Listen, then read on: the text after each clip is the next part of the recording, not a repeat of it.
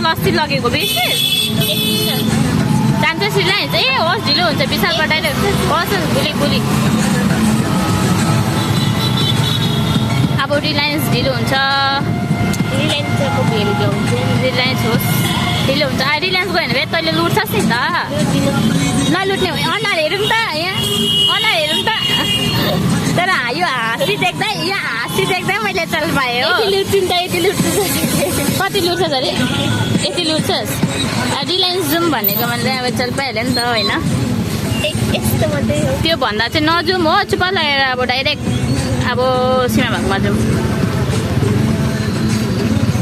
बुझ्यस् मेरो बहिनी गीतमा नाचिहाल्छ त्यो भन्दा चाहिँ चुप्पा लागेर अब सीमाकोमा जाने फाइदा छ ए ल अनि यता हिँड ल है म र मेरो बहिनी चाहिँ सीमाकोमा आइपुग्नु क्या गोबर हेरे कहाँ अर्काको मार्छ त्यहाँ मेरो बहिनी चाहिँ आँपहरू छिटो देख्छ आँप तित्तिरी हो लालच चाहियो त्यहाँ लालच खोइ मैले देखेन म देख्दिनँ त त्यतातिर आँपहरू लालच चाहियो लालच मेरो बहिनीलाई लालच चाहियो अरे हो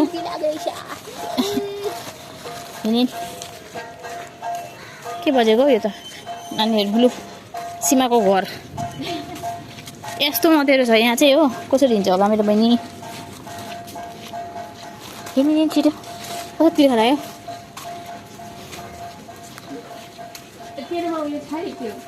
म दिन त्यही त हिँड्न त हो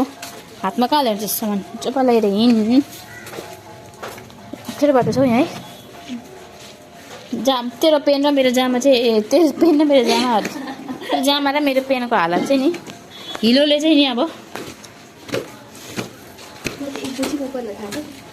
चुप्पा लगाएर हिँड्न अब यहाँ कहाँ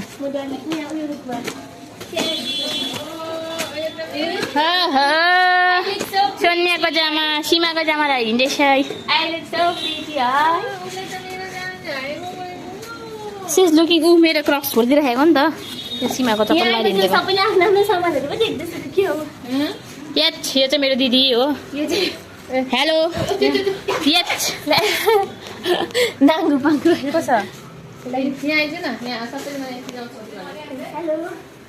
हेलो को ओ मच्छरले चिलिरहेको रहेछ जय मासी चिन्यो मलाई को कत्रो उयोले चिलिरहेको छ यहाँ को अरे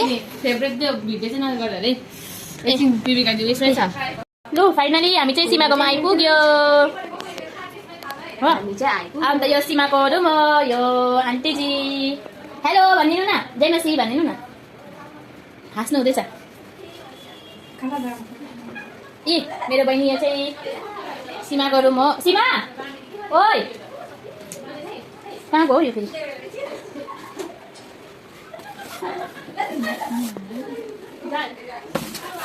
सीमाको किचन हो यो